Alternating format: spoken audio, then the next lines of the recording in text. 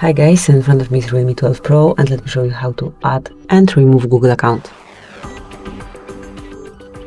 First of all, open the settings. Then find and select accounts. Here tap on add account and choose Google.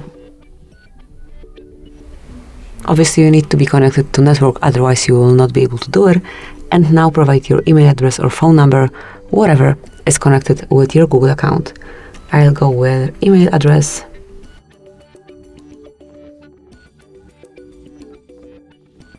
And tap on next. Here, just provide the password, so let me do it off the screen. And as only it is done, tap on next.